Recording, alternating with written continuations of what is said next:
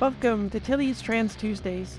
Today we're talking about something nearly every trans person is intimately familiar with because we often can't be who we are without it. And I'm going to tell you a true story to help explain. Let's dive into trans courage.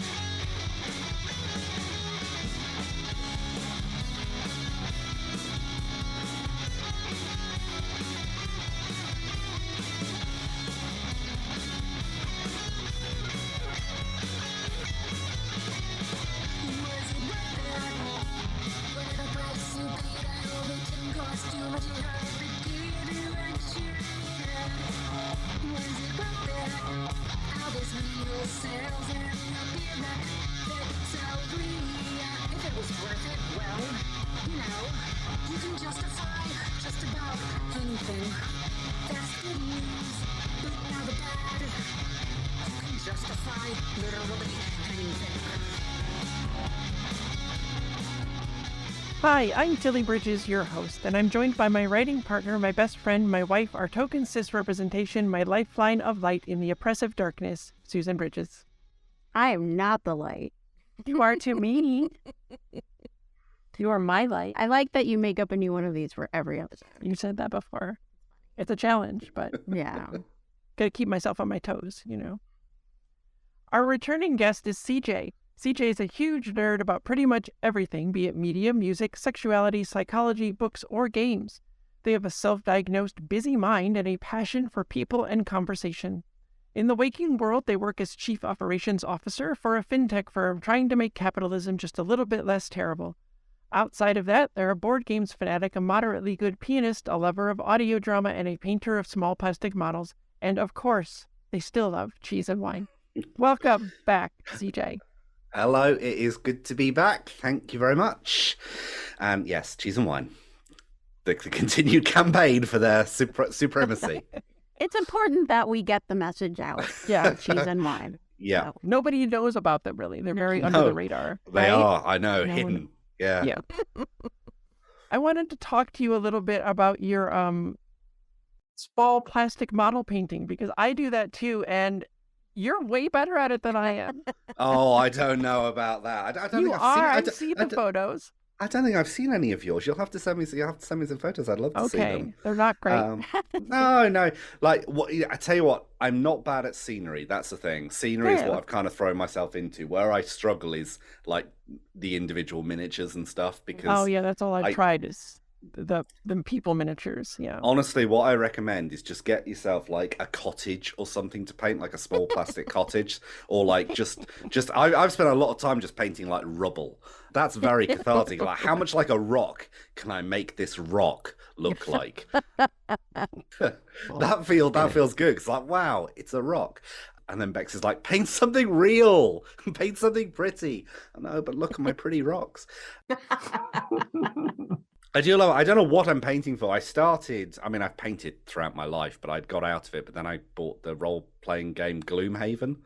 Okay. Which is like D&D in a box. And there is no need to paint any scenery for it. No need. It all comes in the box. It's a board game. You can play it for hours. It's great. But I was like, no. If we're going to play this, I'm going to make it all in 3D. We're going to make the most realistic version of board game ever. And it's 4 years later, and we've played very little Gloomhaven. But I have a lot of stuff that I could use to play Gloomhaven in 3D. Now, rather than it taking about 15 minutes to set up a game, it takes about an hour to set up a game. Yeah. It's brilliant. I love it. Yeah. It's totally pointless.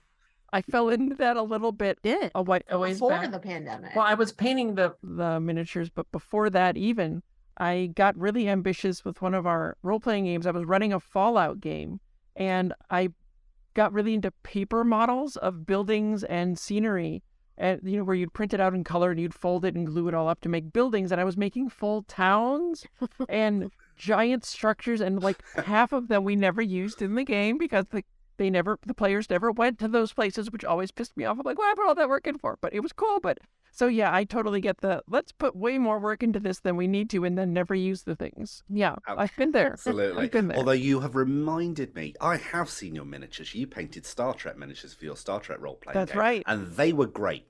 No, so none of this, I'm not good. I remember you posting those. They were C- at best. You're too critical on yourself. No. I'm being very, very generous with myself right now. Yeah, no, I have way too much in this cupboard, which the podcast people cannot see, but you can see this cupboard behind me with the flags over it. That is full of unpainted plastic. That is just like, no, it's my cupboard of shame I'll get to it. I'm like, one day I'll retire, right? And then I'm going to have, hopefully, at least a decade or two just to paint models, and I'll paint it all. I have this weird dream that one day I'm going to get we're going to have a big house, and there'll be a room we don't need for anything, and I'll put a giant table in it, and I'm going to build an entire miniature town. Having an extra room in Los Angeles. I can dream. Sure. See, that's why I live in Redditch in the West Midlands. We live here because you can afford a house. There's nothing here. It's a cultural vacuum. We have a needle mill museum that is a museum about making needles. Wow. Because that's the only thing that Redditch is famous for. I love this. It sounds incredible. You've got to come and see it. It's great. But that's literally it. That's the only cultural thing where I live. But you can get a house. Yeah, we need to fall in love with a different neighborhood. The problem is we really like it here. Yeah. What are you going to do? All right. So what has been the most surprising part about transitioning for you? Most surprising, honestly, actually, how generally not bothered most people were. In fact, two responses I had, which one was from a lot of people, which was, yeah, that makes sense when I told them, and then the other was from Bex, who said, "Oh, thank God I didn't marry a man," which was literally the sweetest thing she could have said to me at that point in time. Did you have that same thought or feeling at all? I was like, oh, that makes more sense. Yeah. Yeah, but did you have the thank God I didn't marry a man feeling? Because I know you've always been more into ladies. I don't know. Yeah, it's weird. Well, I feel like this isn't really about me, but yeah, like, I mean, I grew up in an extremely conservative place. And so this, gay people were not a thing. Yeah.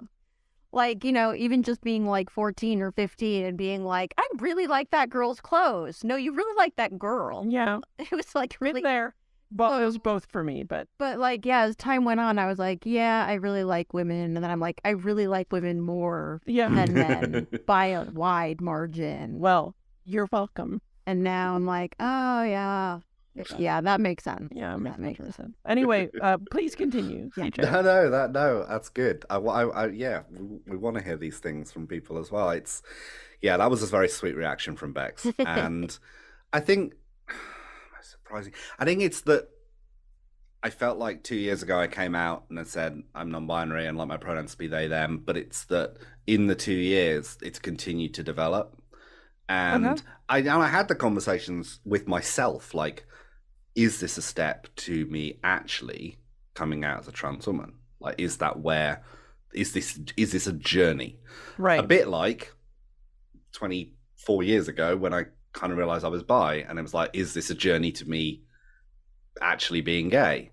Right. And that was very much no. And, Susan, you were talking there about, I know you're bi as well. And it's like, you're pro women. And so do I. Like, I lean definitely on that end of the Kinsey scale. I fancy some dudes too, and I also fancy non-binary people. And this is the wonderful thing. The scale has kind of like now become a much more open spectrum. I fancy everybody. It's terrible. But we will not talk about that too much.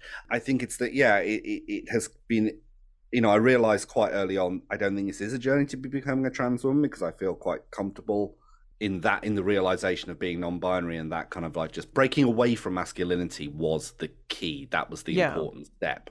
It wasn't necessarily a step towards femininity per se in the, and again, there isn't the right language for this. Hopefully you understand my meaning, but it's that the journey continues, I guess.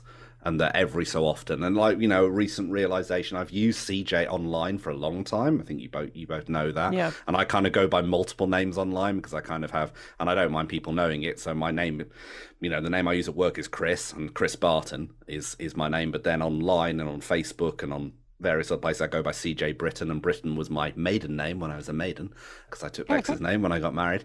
And I kind of go by both, and I use both for different purposes, and they're sort of enmeshed. But more and more, I feel more like CJ.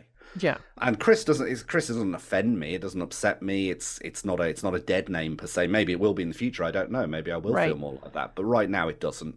I'm not that fussed. But I feel, I talk about myself more as CJ, and I think about myself more as that. A bit like how 2 years ago I started talking myself more as they and them, and less about he and him. Right. And then there's that fun journey, and I don't know if you had this. I'm not sure if I don't think I've read you said anything about this, but like those first few months, you're trans, your pronouns, but you've had X decades of talking about yourself in a different way, and so occasionally you just misgender yourself, and you're like, that's not even how I think about myself, but it's just a habit. Is like, and so that, but I definitely know in the last 12 months, I don't think I've misgendered myself at all, as opposed to the first 12 months where I did it loads. Yeah. It's a process. You get more used to it as you go, but and it's not like you are actually thinking of yourself by those old pronouns. It's just that, it's the force of habit, because your brain is used to it for your whole life, and it just takes time to rewire things. Yeah, absolutely. The very interesting thing with us is that because we've been married for such a long time. Yeah. And I remember accidentally misgendering you when talking about something that happened a really long time ago. Yeah. Because back then you were presenting as male. And so it's just something my brain did, even though obviously I do not think of you. No, you never have. And I don't misgender you. I mean, in the beginning, like, I changed your name in my phone. Right. Like, to get used to it, like, because it was difficult at first. Sure. Because, it's been a long time. Years and years with a different name. Yeah, it takes a while to... to fix that in your brain. Yeah. But interestingly, like, from what you were talking about, too, like, I used to consider myself bisexual, but then I also faced a lot of crap about it when I was looking like I was in a hetero relationship. Yep. I faced some discrimination from other queer people. Yep. Just like I've had that too.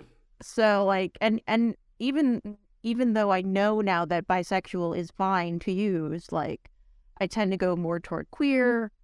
I'm very comfortable with trans people, and I'm attracted to trans people. I'm attracted to androgyny. I'm attracted to femme presenting men. Like, it's so like, I feel like it's a little more inclusive. I don't know. I like queer because everyone can be queer. That's the best thing about it.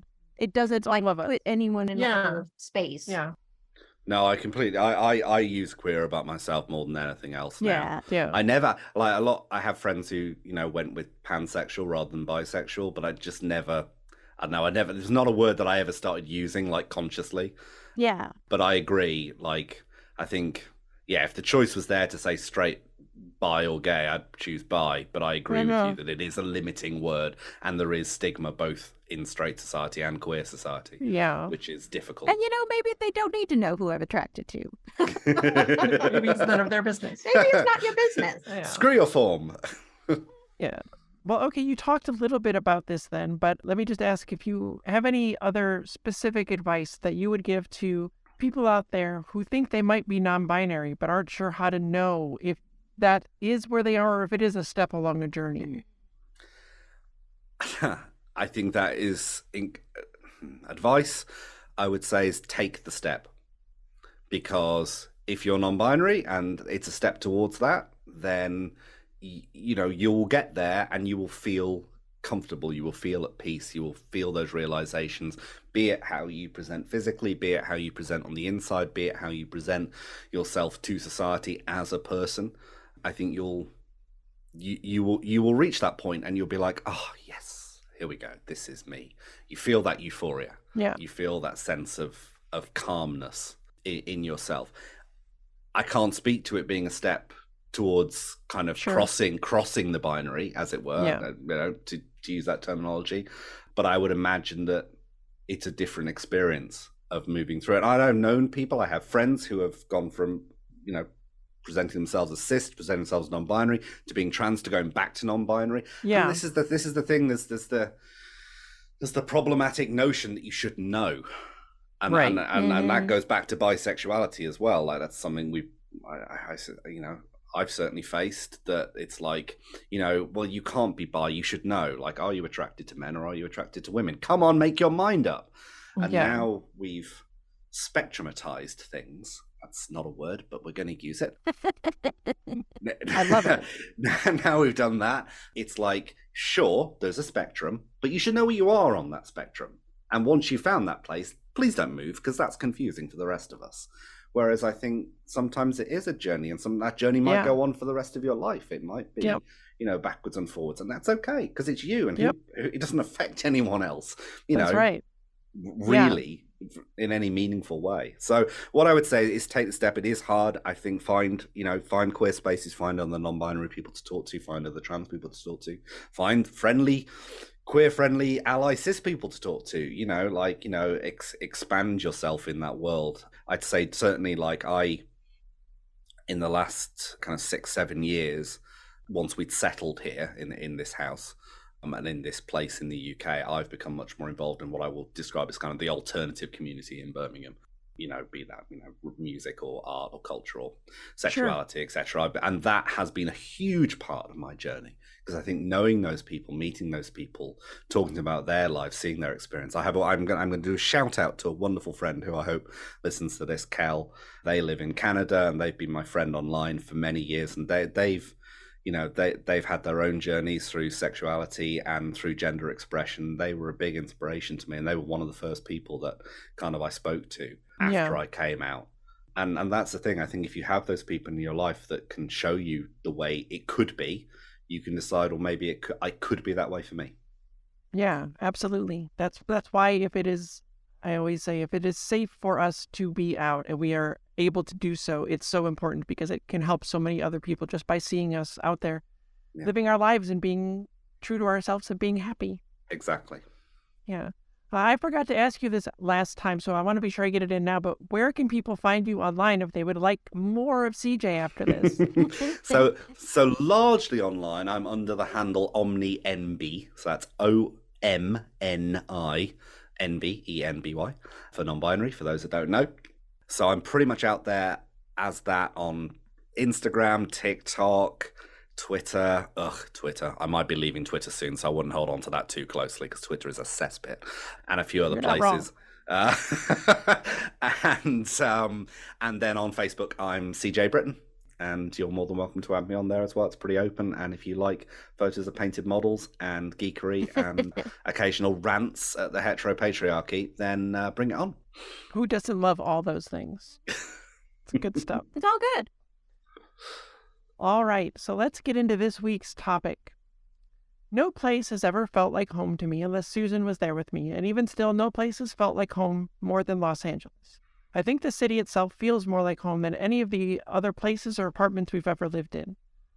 I feel somewhat disassociated from my past and childhood for reasons I talked about before, mostly in the Trans Tuesday on the past and why it can haunt those of us who transition as adults, which was episode 2 of this very podcast.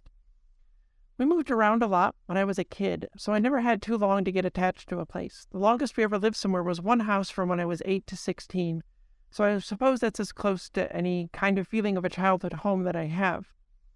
And there was this playground nearby, and I went there with my friends often, but it wasn't that big, and we'd get bored pretty quickly, and we'd end up heading out to this fairly big, for a suburb, park that was part of it. And way at the far end was this very modest lake, which I think was created as part of the subdivision we lived in. It took a while to walk there, and all the nearby surrounding houses faced away from it, and most of them had their yards blocked by big fences. So when you were there, it felt kind of like you were in your own little world. There's a pretty busy street nearby, with present satellite view shows is 6 lanes wide, so you could always hear the traffic, but it didn't matter. It still felt like this place was our little secret. Did you have anything like that when you were a kid, CJ? This little, secret-ish place where you could get away from the world? It's a really good question. I'm not sure I did, but I loved imaginative play, like imaginative role play. And me and my brother did that pretty constantly. The most in-depth, plotline story adventures throughout my childhood. Yeah, you too. That's interesting. And I of course, a lot of kids. I'm not. I would never claim to say that that's a unique trans experience per se, but I think that it was that escape into being something else, to being someone else, to being just to explore a different facet of oneself through play. Yeah.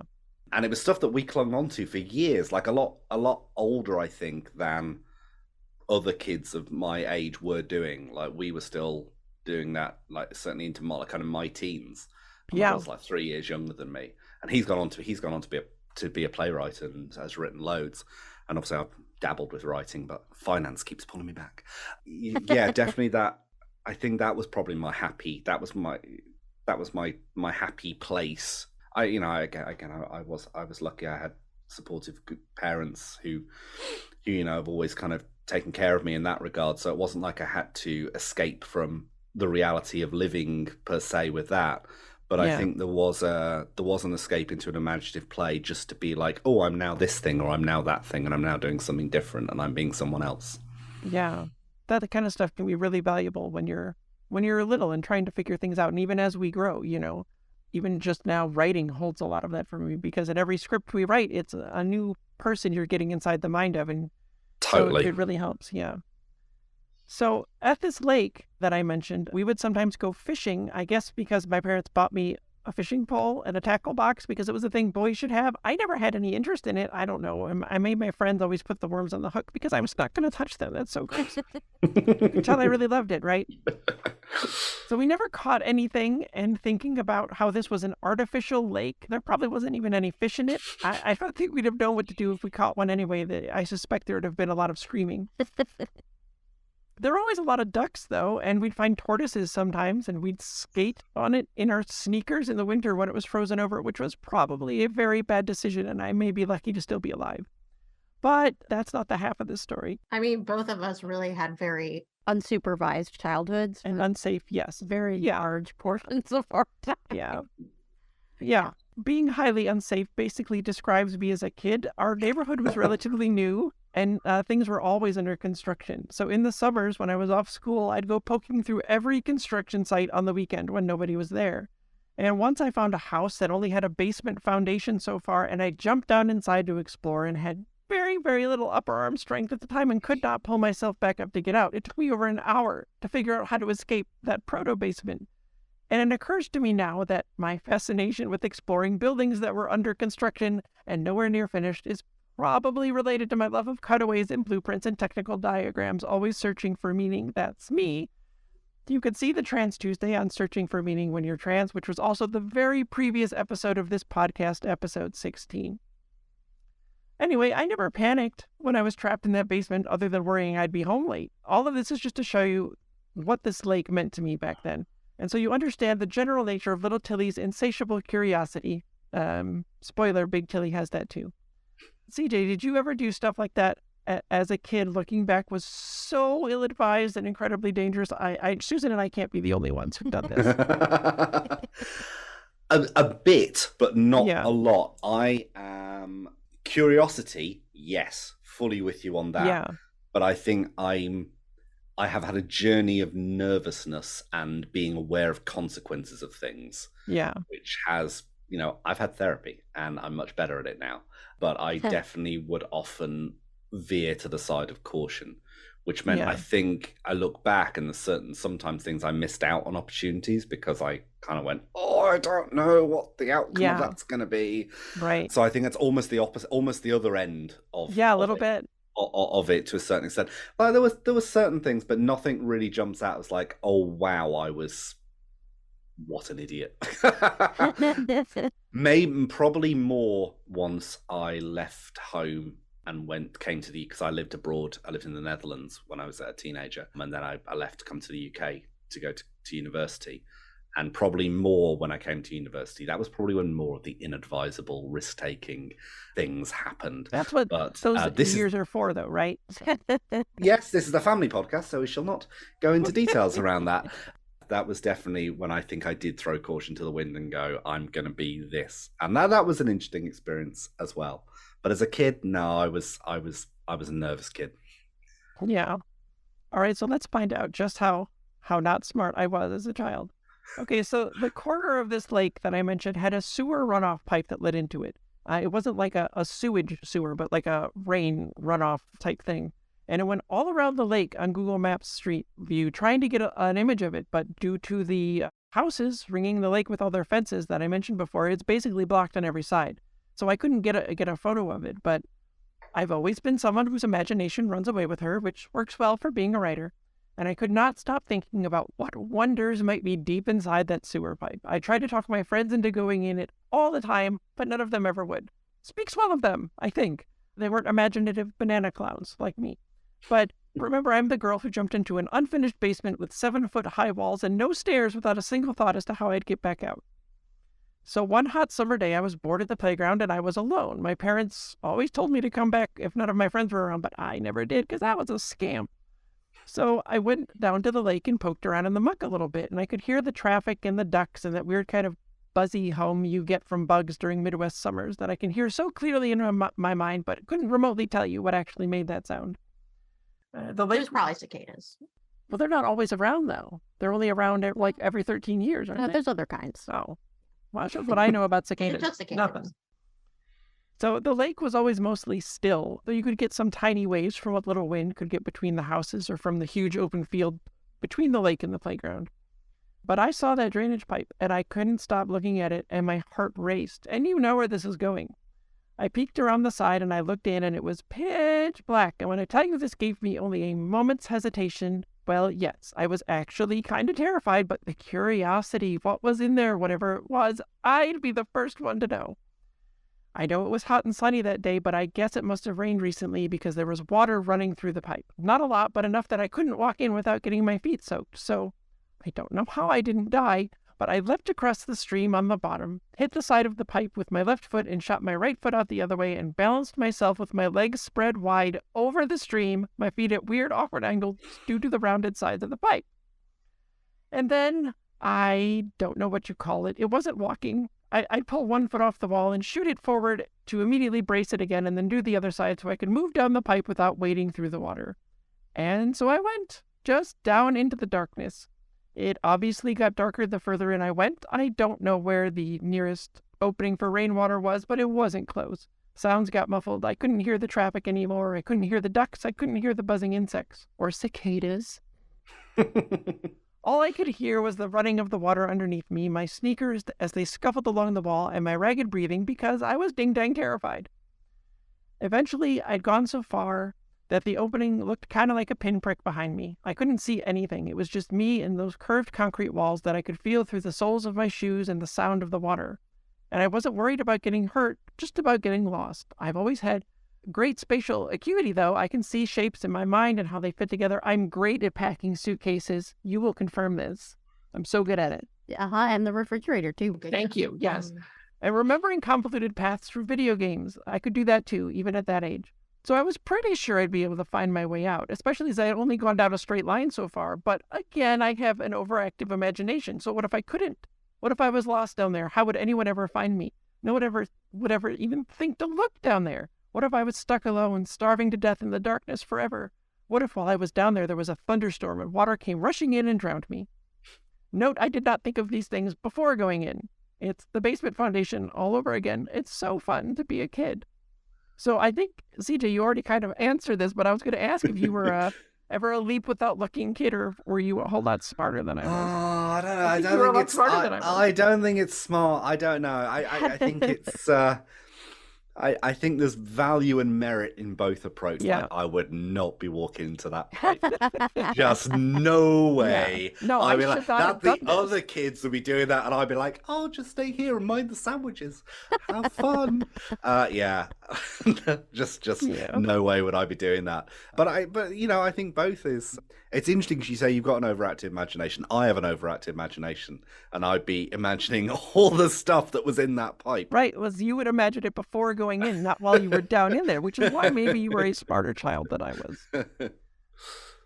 Okay, so back in that sewer pipe, I was excited and fascinated, and my heart was beating out of my chest. And I was finally thinking about turning around when I noticed I could see a little better. There was light up ahead and the first branch in the pipe. Well, I at least had to see what that was about, as I hadn't seen or found anything, and that disappointment would not stand. So I continued on till I got to the opening where it branched off to the right. There was a weird little sort of lip where the two concrete pipes met, and the water was running over it, but I could stand on either side without too much trouble, which was a good spot to rest my feet. So I got myself on that somehow, and I looked down this new avenue, and there was the first drain I'd seen from the street above, sunlight streaming down through the circular overhead grate. I had no idea how long I'd been in the dark, but the light hurt a little the way it cut through the dark like neon. I used my same shuffling method and went down the new pipe to the opening, and I looked up. I have no idea where I was within the neighborhood. I have no idea what was up there. To this day, I still don't know. All I saw was bright blue sky. If I ever go back to that town, I could probably walk around the streets near the lake and find the exact spot, assuming there hasn't been any major drainage construction, but I'm not sure I want to. I mean, I kind of do, but kind of no, because it feels like that spot would be somehow less mine and less special. I don't know, but to see it from the other side of the drain would really be something. But the image of that neon-like shaft of light from above, the only thing I could see in the blackout, has been seared in my brain since that day, and I hope I never forget it. It was the first thing I think I'd ever experienced where I realized this was mine. Nobody else's. Nobody else had seen this. Maybe nobody else ever would. I don't know how long I stayed there, but it was a while because for some reason I loved it, and I didn't want to go. So, did you ever have a place or a thing or anything, CJ, that was only yours, that no one else ever knew about, and held some kind of a special place in your heart? Because you were the only one who knew about it. I don't think I did. And No? I don't say that as a negative. I think part of something, again, therapy, part of something that I've realized about myself is like, I am someone who naturally just wants to share things. Yeah. I find it quite difficult to hide stuff in general. And so once I've come to a realization, once I found something that's cool, I want to go, look at this cool thing, everyone. Yeah. Or this is something about myself. Yeah. I find it very difficult to just keep it in. I always marvel at this is a completely tangential thing, but it's something I do marvel at. And if Bex was here, she would say this, like, if I'm upset about something or if something's gone wrong, I've got to talk about it. I can't like wait until later. And I always marvel, you see it in TV and movies and stuff where like there's this festering problem in a relationship or a family that's been going on for years. And I'm like, how on earth do you live like that? How do you not just say it? Straight away? I've got no filter at all. So I didn't, because if I found something cool, I'd be when I was a child, I'd be like my brother, or when my sister was on, I'd be like, come into the cool thing with me, and but that leads to other problems in other ways, because certainly I had to learn that sometimes you don't have to bring everyone into every aspect of your life, because that leads to other issues, as I have learned. Yeah. Which is, kind of the other side of not bringing people into your life, and finding a happy balance between the two. Right. So no, I don't decidedly relate to that, but I love it. I love the idea. You know what's interesting is that I am much more like you. I want to share things with everybody. I don't like secrets. I don't like keeping anything from anyone. But back then, like, I come from a very large family. I had a ton of siblings, and I'm way older than them, so I was always babysitting and watching them, and we had to share everything, and I never felt like I understood myself. And so I think that might have been part of it, where I wanted something that I didn't have to share, that could just be for me. Did you have anything like that, Susan? Any stuff that you kept from anybody else? Like your little secret thing that was just yours? Most things from everyone else. Oh. My family is not trustworthy, and hope they're not. They were problematic anyways. Yeah. So I was, like escaping to books and things. Like most kids my age, I was reading books that I should not have been reading because parents don't pay attention. Yeah. Like, I know you read Stephen King way too young, and it explains a lot about you. Oh, yeah. But I mean, other books too that were like super, Flowers in the Attic. Yeah. The big one going around when we were trading it between each other. And the thing was too, like, when I learned to drive, I didn't know how to get anywhere because I had never paid a single bit of attention. Yeah. Because I was always reading a book. Yeah. So my family thought this was hilarious. Sure. But like, there was a lot that I just couldn't, because my opinion wasn't valued. Okay. I was like so incredibly crushed by the expectations of my family. I couldn't even pick my own clothing until I moved out. Yeah. Like, it was insane. Well, you know what? That's I'm sorry, really that interesting. sucks. Yeah, it was really weird because I had to figure out all of that Yeah. way older than most people do. Which is not that different from discovering you're trans and transitioning as an adult and having to figure out how you want to dress and what your style and clothing choices will be. And, I mean, I still struggle. Yeah. I'm still struggling with it. Me too. But it's interesting with the three of us because I think we hit like every point on the spectrum because you had a ton of stuff that was just for you. And I had a very few tiny little things and CJ didn't have anything. And so it's just fascinating that, everyone's experiences are so different and varied. I mean, a lot of my stuff was just going along with what everyone else wanted because my opinion was not valued. So I just gave up on having one. Yeah, I go along. I'm happy to go along with what other people wanted, but I don't necessarily. No, I very rarely felt my opinion wasn't valued. Certainly not as a child. But I tend towards people pleasing. I tend towards the easier route if there's one available. As long as no one's getting hurt and everyone's happy with it, I'll be like, yeah, sure, no worries. I'll float. Yeah, I'll float through.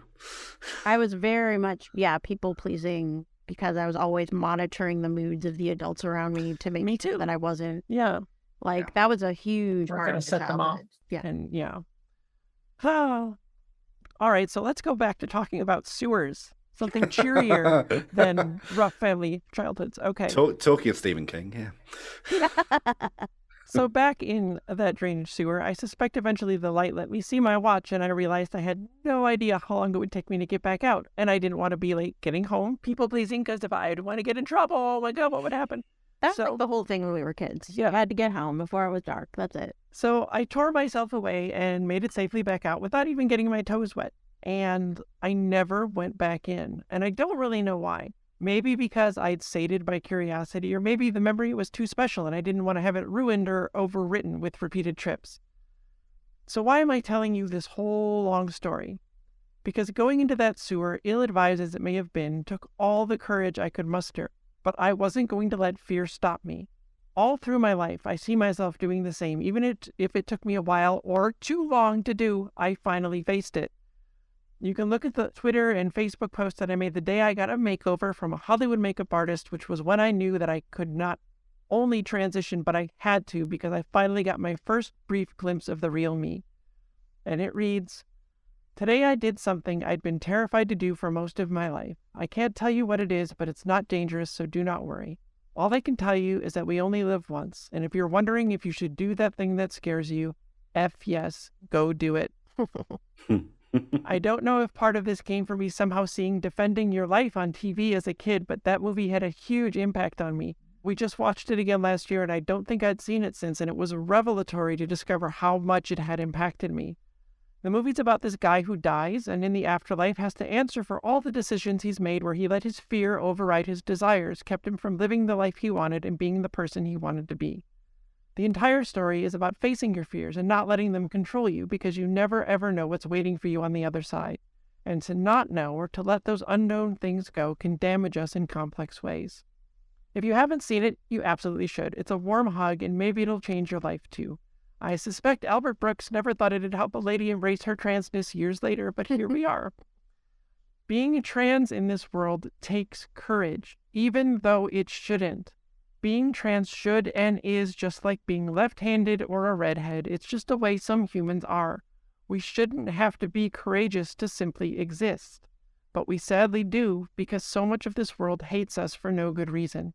And if you somehow need the reminder, translegislation.com is tracking 492 anti-trans bills introduced across the United States so far this year, and it's April.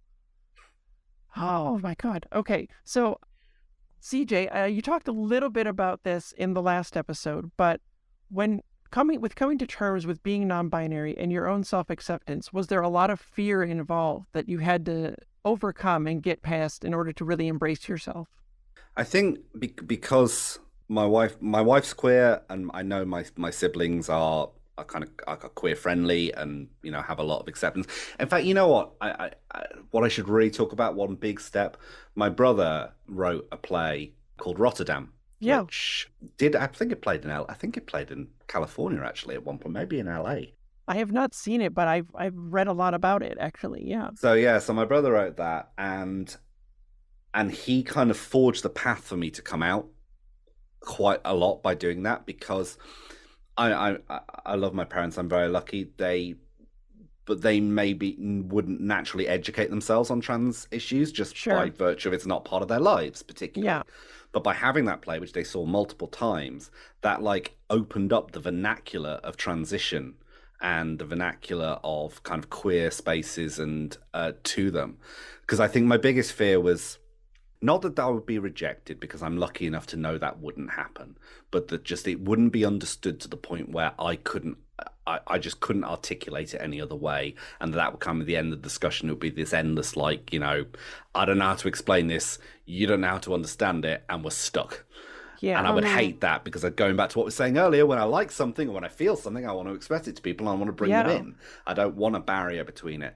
But because of that, and I'm so grateful to John for writing it, because I think it opened up that discussion. Because if I had a fear, that was probably it. Because I knew that in terms of my wife, in terms of my loved ones, in terms of, you know, in terms of my friends, I have a very kind of queer friendly, liberal, left, socialist space around me. Yeah. And there wasn't going to be pushback from that, because I've created my little echo chamber bubble, and I love it. It's a happy bubble. It's a happy bubble, and I'm very happy. You know, I'm very happy to live within it. I've created that. So it was anyone outside of that would be like, how do I do this? But because I had that, could point to that as like, well, here is something you have seen, and this is something that I am now experiencing, and here is what it is, and here it was and isn't. That allowed that to happen. So I think the fear is rejection. That's the fear. The fear is rejection. And if that is rejection from your partner, if it's rejection from your parents, if it's rejection from society in general, like, no one wants that. No one wants to be told, because of who you are, because of what you are, because of how you are, off you go. Yeah. You know, I don't want you in my life anymore. Exactly. And I think even when it's someone who you think, you know, sometimes that fear is rational.